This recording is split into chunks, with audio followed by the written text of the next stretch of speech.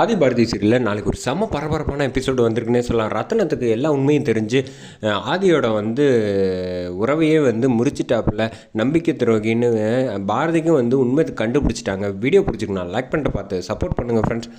இந்த பக்கம் காற்று பலமாக அடிக்கிறதுனால சொல்கிறாப்புல ஐயர் எனக்கு என்னமோ சரியாக படலை, இந்த பூஜை நடக்கிறது ஆசைப்பட்டு நீங்கள் செய்கிறீங்களா, உங்கள் மகனுக்கே பிடிக்கல, அதனால் என்னை மன்னிச்சிருங்க அப்படின்னு சொன்னோன்னே, என்ன இதுக்கெல்லாம் போய் இப்படி யோசிக்கிறீங்க, ஒரு மரம்னு இருந்தால் காற்று அடிக்க தான் செய்யும், அதுக்காக இப்படிலாம் என் பையனுக்கு பாதியிலே விட்டுட்டு போக முடியாது, நீங்கள் மேற்கொண்டு பண்ணுங்க, நானும் பண்ணணும்னு தான் நினைக்கிறேன், பாதியில் விட்டுட்டு போகக்கூடாதுன்னு தான் எப்போதும் ஆசைப்படுவேன். இப்போ என்னடான்னா, ஆரம்பத்துலேருந்து பாருங்கள், ஒவ்வொன்றா தடங்கல் பண்ணிக்கிட்டே இருக்குது இயற்கை. அவங்க மகன் ஏதோ ஒன்று சொல்ல நினைக்கிறான், எனக்கு செய்யாத அப்படின்னு சொல்கிற மாதிரி எனக்கு தோணுது அப்படின்னு சொல்லிட்டு, என்னை மன்னிச்சிருங்க, நான் என்னால் செய்ய முடியாதுன்ட்டு அவர் போயிடுறாரு. இந்த பக்கம் கரெக்டாக ஆதியும் சொல்கிறாங்க, நீங்கள் எதுவும் வேண்டாம் அப்படின்னு சொன்னாங்க. என்ன மாப்பிள்ள நீங்களும் இப்படியே சொன்னால் எப்படி, எனக்கு என்னமோ சரியாக படலை அப்படின்னு சொன்னோன்னே, நான் தான் சொல்கிறேன்ல கிளிப்புள்ளைக்கு சொல்கிற மாதிரி, என் மகனுக்கு நான் செய்யணும் அப்படின்னு சொல்கிறப்ப ஆதி வேண்டாம் அப்படின்னு கத்துறாங்க.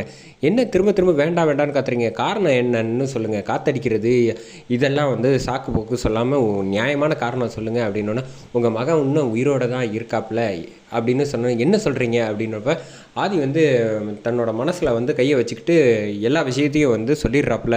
இது எனக்குள்ளே இருக்கும்போது எப்படி நீங்கள் இப்படிலாம் செய்யணுங்கிறது விருப்பப்படாதீங்க அப்படின்னு சொன்னோன்னே, இந்த பக்கம் தொடாத தயவு செஞ்சு அப்படின்னு கிட்டக்க வராங்க ஆதி. நீ என் மூஞ்சிலேயே முழிக்காத அப்படின்னு சொல்லிட்டு, இன்னும் என்னென்னலாம் எனக்காக செய்ய காத்திருக்கீங்களோ அப்படின்னு சொல்லி தனியாக போய் உட்காந்துடுறாப்புல, மனசு உடஞ்சி போய். அதுக்கப்புறம் ஆதி போய் கிட்டக்க போய் பேசுகிறாப்புல ரத்னத்துக்கிட்ட, நீங்கள் இன்னும் அவசரப்படாதீங்க, நான் சொல்கிறத முதல்ல கேளுங்க அப்படின்னோன்னா, ஆதியை பலாருன்னு அடின்னு அடித்து கீழே தள்ளி விட்டுறாங்க. ஆதி காலில் பிடிச்சி கெஞ்சுறாப்புல, அவசரப்படாதீங்க, ஒரு நிமிஷம் நான் சொல்கிறத கேளுங்க, இன்னும் இதுக்கு மேலே என்னடா பண்ணணும், இப்படி நம்பிக்கை துரோகிங்களா என்னை சுற்றி இருந்திருக்கீங்களே அப்படின்னு சொல்கிறப்ப ஆதி சொல்கிறாங்க, இல்லை எனக்கு எதுவுமே தெரியாது, இது எனக்கு தெரியாமல் நடந்த விஷயம் அப்படின்னு கையெடுத்து மன்னிச்சிருங்கிறேன்னா, டேய் நீ சொல்கிறதெல்லாம் நம்புறதுக்கு நான் ஒன்றும் முட்டாள் கிடையாதுரா, நீ உங்களுக்கு வேண்டும்னா நீங்கள் 1000 பொய் சொல்லுவீங்கன்னு தான் உங்கள் குடும்பத்தை பற்றி எனக்கு தெரியும், உன் அம்மாவும் இப்படி தான் பண்ணா, என் பொண்ணும் சரி என் பேத்தியும் உன் மேலே அவ்வளோ அன்பு கடந்த பாசம் வச்சுருக்கா, இப்படி பண்ணி வச்சுருக்கீங்களேடா அப்படின்னு சொல்கிறப்ப, இல்லை நீங்கள் தப்பாக புரிஞ்சுக்கிட்டீங்க, நான் சொல்கிறத கேளுங்க அப்படின்னு. இப்போ ஒரு விஷயம் பார்த்தியா, உனக்கு தெரியாதுன்னு சொன்னேன்ல, அதை தெரிஞ்சதுக்கப்புறம் நீ என்ன பண்ணியிருக்கணும், என்கிட்ட நீ சொல்லியிருந்தேன்னு வச்சுக்கையே, ஒருவேளை நீ சொன்னதை நம்பி நானும் மனசறிஞ்சு எதுவும் செஞ்சுருக்க மாட்டேங்கன்னு நான் நம்பியிருப்பேன். ஆனால் இப்படி ஒரு விஷயத்தை உனக்கு தெரிஞ்சதுக்கப்புறம் என்கிட்ட மூடி மறைச்சல, உன்னெல்லாம் எந்த காலத்துலேயும் என் வீட்லேயும் சேர்த்துக்க மாட்டேன், என் சொந்தமாகவும் நினைக்க மாட்டேன், உன்னை போய் நான் மகனாக நினச்சிட்டேனே அப்படின்னு சொல்லிட்டு ஆதியை தள்ளி விட்டுட்டு அங்கேருந்து போயிடுறாங்க.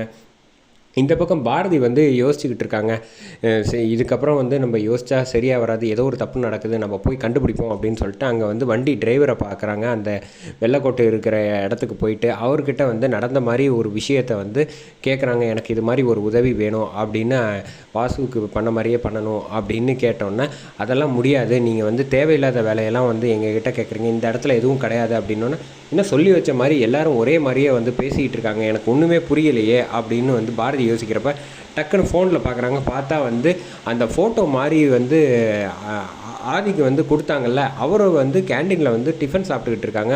அவரை கரெக்டாக கண்டுபிடிச்சிட்டாங்க பாரதி. ஆக மொத்தத்தில் என்னை சுற்றி வேறு ஏதோ ஒரு பெரிய சதி நடக்குது, இவர் நல்லா இருக்கும்போது அப்போ என்னை ஏமாற்றிருக்காங்க அப்படிங்கிற விஷயத்தை பாரதி புரிஞ்சுக்கிட்டு அங்கே உள்ளே போயிடுறாங்க. உள்ளே போயிட்டு அந்த முதல்ல இவங்களுக்கு பாரதி ஆதி ஒத்துழைப்பு கொடுங்க அப்படின்னு கேட்டாங்கல்ல, அவங்கக்கிட்ட போய் உதவி கேட்டவங்க பேசுகிறாங்க.